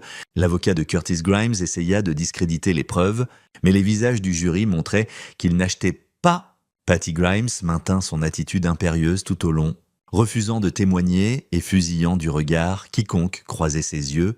Son avocat la peignit comme une grand-mère concernée essayant de sauver sa famille, mais les preuves étaient accablantes. Catherine témoigna à contre-cœur, admettant qu'elle savait que quelque chose était planifié, mais prétendant qu'elle ne savait pas que ce serait un meurtre. Son témoignage était hésitant, larmoyant, et finalement accablant pour sa famille. En contre-interrogatoire, l'avocat de Catherine essaya de la peindre comme une victime. « Madame Chandler, avez-vous été menacée par votre famille si vous ne coopériez pas ?»« Oui. Ils ont dit que je perdrais Emma, qu'ils prouveraient que j'étais inapte. Donc, vous avez été contrainte ?»« Oui, mais j'aurais dû faire plus. J'aurais dû les arrêter. » Les yeux de Catherine trouvèrent Andrew dans la galerie. « Je suis désolé. Je suis tellement désolé. » Andrew détourna le regard. L'excuse était trop peu. Trop tard. Le procès dura 3 semaines. Le jury délibéra pendant 6 heures. Coupable sur tous les chefs, Patty Grimes reçut la prison à vie sans libération conditionnelle. Curtis Grimes reçut 40 ans. Wes, grâce à sa coopération, reçut 15 ans. Andrew les regarda être emmenés en menottes et ne ressentit rien. Pas de triomphe, pas de satisfaction, juste un froid sentiment d'achèvement. Catherine évita la prison grâce à sa coopération, recevant plutôt 5 ans de probation et une ordonnance de restriction permanente, l'empêchant d'Emma sans supervision judiciaire. Dehors du palais de justice, les reporters l'assaillirent. « Emiro Chandler, comment vous sentez-vous sur le verdict ? La justice a été servie, ma fille est en sécurité. C'est ce qui compte ? Permettrez-vous à Emma de voir sa mère ? Ce sera le choix d'Emma quand elle sera assez grande pour le faire. Votre documentaire sur l'affaire sort la semaine prochaine. Certains critiques disent que vous profitez de la tragédie de votre famille. » Andrew se tourna face à la caméra directement. « J'expose des gens qui planifièrent d'assassiner une fille de 7 ans pour de l'argent d'assurance. Si ça met les gens mal à l'aise, tant mieux, ils devraient de l'être. Et oui, je profite parce que ce profit va dans un fonds fiduciaire pour l'avenir d'Emma et dans une fondation que je lance pour aider d'autres familles ciblées par la violence domestique. » Ça ferma efficacement la critique. Le documentaire Legacy of Greed fut lancé avec une audience massive et des acclamations critiques. Il gagna des prix, il déclencha des conversations sur la violence familiale, le désespoir financier et les dangers de la loyauté familiale toxique. Plus important, il s'assura que le nom Grimes serait pour toujours associé à l'infamie. Le procès civil se régla avant le procès. La famille Grimes n'avait plus rien pour se battre. Andrew reçut 30 millions de dollars de leurs actifs restants, règlement d'assurance, et une liquidation de leur empire immobilier. Il garda 5 millions pour le fonds fiduciaire d'Emma et la thérapie future. Le reste alla dans la fondation, aidant des familles à échapper à des situations dangereuses et construisant des dossiers contre les abuseurs domestiques. 6 mois après le procès, Andrew et Emma déménagèrent dans une petite ville côtière dans le Maine. Ils achetèrent une maison avec vue sur l'océan. Demande d'Emma, refusant de laisser ce qui s'était passé la rendre effrayée de l'eau, Emma commença la 3e année dans une nouvelle école. Elle se fit des amis. Elle alla en thérapie hebdomadairement.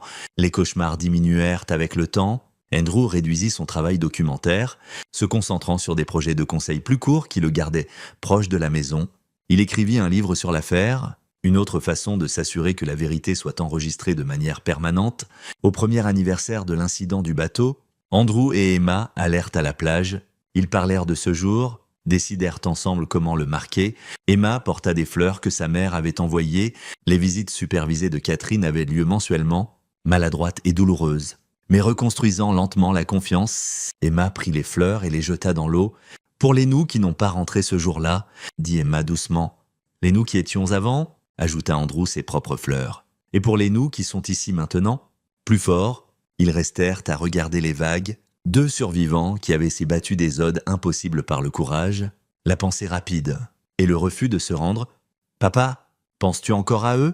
Mamie et les oncles? Parfois, toi... Parfois je suis en colère, parfois je suis triste, surtout je suis juste contente qu'ils ne puissent plus nous faire de mal. C'est sain? Tous ces sentiments sont ok. » Emma prit sa main. « Je suis fière de nous pour avoir survécu, pour les avoir fait payer. » Andrew serra sa main. « Moi aussi, bébé, moi aussi. » Ils marchèrent de retour de la plage vers leur nouvelle vie, une vie bâtie non sur la richesse ou le statut, mais sur la vérité, la justice et le lien incassable entre un père et une fille qui s'étaient sauvés la vie mutuellement. La famille Grimm avait voulu les détruire pour de l'argent. Au lieu de cela, ils s'étaient détruits eux-mêmes par leur propre cupidité et mal, et Andrew Chandler s'était assuré que tout le monde le sache des années plus tard. Quand Emma eut 16 ans, elle demanda à visiter sa mère en prison. Catherine avait été resentencée après avoir violé la probation, purgeant une sentence réduite pour sa coopération, mais payant encore pour sa complicité. Andrew conduisit Emma à la prison, attendant dans la voiture pendant que sa fille entrait. Il avait demandé si elle voulait qu'il vienne, mais Emma avait besoin de faire ça seule. Elle émergea 2 heures plus tard, yeux rouges mais visage paisible. « Comment c'était ?» demanda Andrew prudemment. « Elle est différente. Plus vieille, plus triste. » Elle s'est excusée à nouveau, a dit qu'elle pense à ce jour chaque nuit. Emma boucla sa ceinture. Je lui ai dit que je lui pardonnais d'être faible, mais que je ne pouvais pas oublier ce qu'elle a laissé arriver. C'est juste. Elle a dit qu'elle comprenait, qu'elle ne méritait pas mon pardon de toute façon. Emma regarda par la fenêtre. Je pense que j'avais besoin de le dire cependant, pour lâcher la colère. Andrew démarra la voiture. Je suis fier de toi. Ça a pris du courage. Tu m'as appris le courage dans l'eau. Quand tu as continué à nager, même si tu étais blessé et effrayé, tu m'as montré que le courage n'est pas sur ne pas avoir peur. C'est sur faire ce qui doit être fait de toute façon. Tu me montres la même chose? Tu nous as sauvés? Emma, n'oublie jamais ça. Nous nous sommes sauvés mutuellement. Ils conduisirent chez eux dans un silence confortable, passant les marqueurs de leur nouvelle vie, le lycée d'Emma, la librairie où Andrew faisait des sessions d'écriture, le glacier qu'il visitait chaque vendredi. La famille Grimm était partie. Patty était morte en prison 2 ans plus tôt. Curtis et Wes purgeaient encore leur sentence. Leur héritage était un d'infamie et de comptes cautionnaires. L'héritage des Chandler était différent. C'était une fondation aidant des centaines de familles à échapper à la violence. C'était un documentaire qui changeait comment les gens pensaient à la loyauté familiale. Et quand elle devenait toxique, c'était un père et une fille qui avaient survécu l'insurvivable et bâti quelque chose de beau des décombres. Andrew Chandler avait gagné non juste la garde ou les affaires judiciaires ou l'argent. Il avait gagné le droit d'élever sa fille en sécurité pour construire une vie basée sur la vérité et la justice. Pour savoir que les gens qui avaient essayé de les détruire s'étaient au lieu détruits eux-mêmes, c'était une victoire qui semblait méritée, durement combattue et absolument complète. Et tandis qu'Emma grandissait en une jeune femme forte et intelligente qui voulait devenir avocate aidant les victimes d'abus, Andrew savait que la meilleure vengeance était la vie qu'ils avaient bâtie ensemble. Une vie que les Grimms ne pouvaient jamais toucher ou ternir. Ils avaient essayé de noyer les Chandler dans l'eau froide et les mers infestées de requins.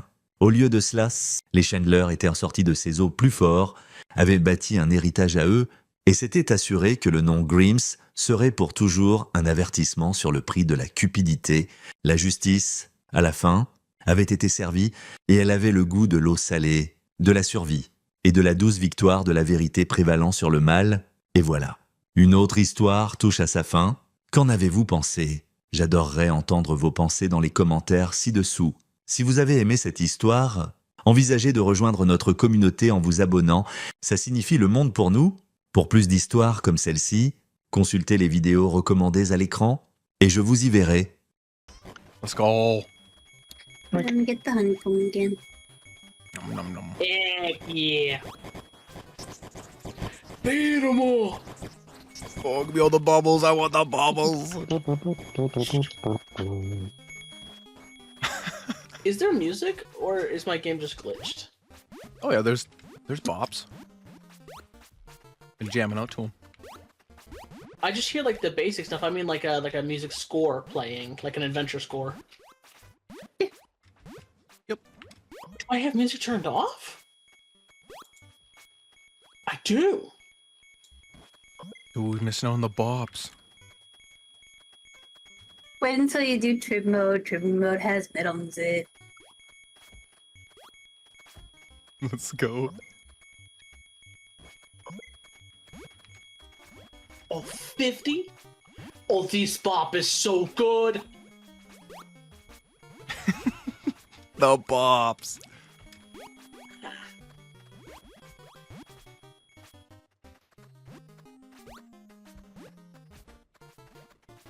Expired Maybe the right here. new stuff yet, Mitch? Is there new stuff? I thought I read something about new stuff in World 3. I did see World 3 Zone 2 actually, and I couldn't remember if I did that last year.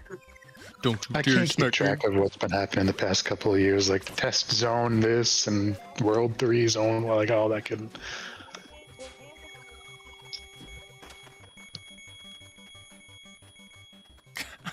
That sound. Oh man, my wallet's only 500. Dad lost. Mess up this Mongol. I went into the shop. There's a bomb for sale. Nice. I don't want to dig the slime because I don't know where the slime man is. I don't think we should do that. It's a little too long of runs. Is this also a shop? Mhm. Oh, that's the goop. Oh, there's a candle on a stick here. Oh, it's for free? Mhm. Over? You guys should Cool check this spoon out. over There's a there. free candle on a stick. Dabs guy, go into that shop and get the candle. Okay. Buh, buh, buh. There's also pots to break. Let's go. Nom nom nom nom. Wow. Let's go. Buh. I don't know why I'm picking up bottles. I can't hold them. Sure, you can leave and come back. Nah, it's all good. Because I'm gonna have to leave after this one to empty. Yeah, I'll do it at the end of this zone, not just the middle of it though.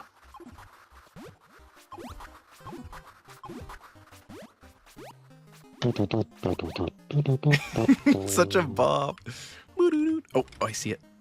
There's a chest over there. Woohoo! Oh. Oh, this way. Oh, Smish got it already. I was wondering why all the branches. I was like, oh.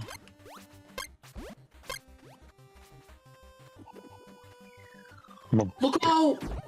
Oh. You almost died it. I did. You did died it already? No, I almost died it. I'm Little still on son. 1 heart, dude. I'm rocking. Big spot here. Oh, those guys right here. Okay. Evil bunny? Start smacking it. Whew. I never get bumped off. Almost got slapped. Missed. Oh man. Is there something fancy up there? It's just the chest up there. I got half a heart. Oh, it hurts. I'm gonna die. I'm dead. Oh, the poison. Oh. The ooze hurts. Oh, ow. The poison water. Don't touch the goop. Oh, Oh, technique. damn, how could you do me like that? Hoocha. Hoocha. The jump pads up. Hoocha. What that bubble? Wah, wah.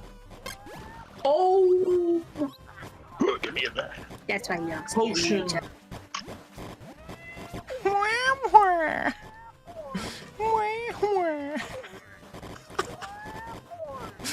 Love it. I got to bed. Now he's gonna hit me in math, you bitch. Got him. Oh, okay. Thank you.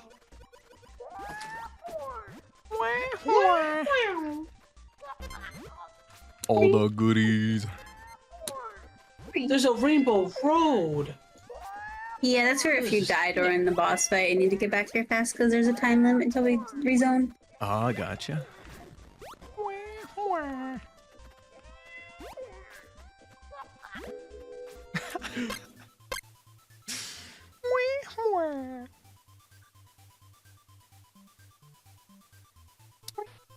To the kingdom of fungus.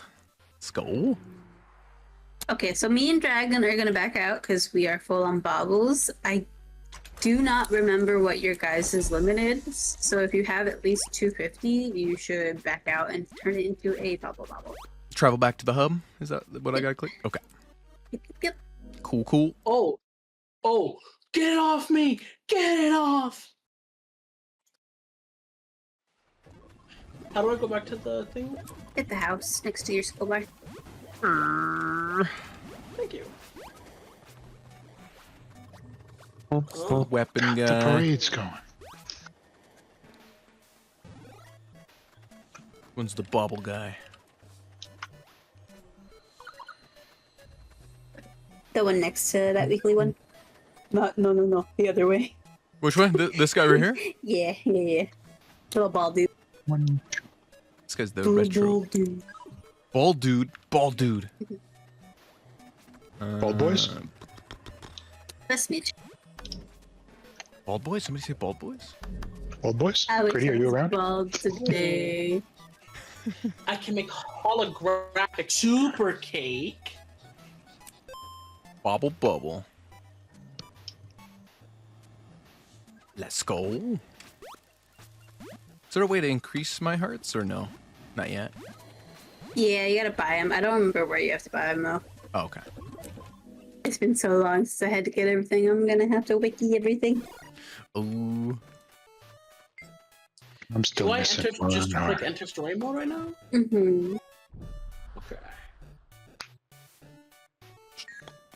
To the tunes. The tunes. Here we go, zone 3. Dude, I love how much effort went into this. This is awesome. We're in April Fool's joke. Yeah. Just for April Fools. Don't touch the Alright. plants, by the way. They eat you. Yeah, so for this zone, you have to burn these plants or they will grab you. Oh. Okay.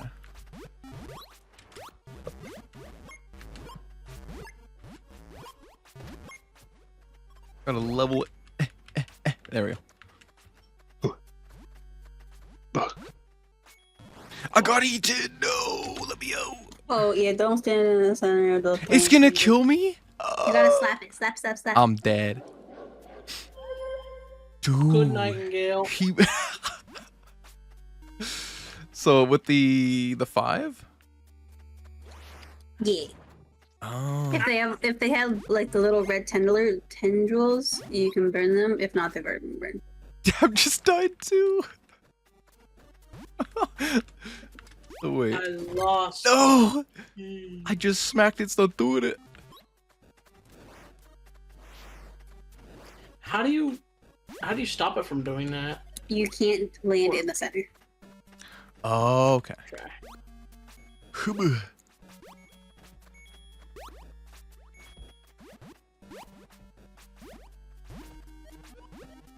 Not you can't touch the center, you can't land in the center. Or you cannot touch the center You either. can't touch the center. So, see these plants that are opening up and having V-dogs?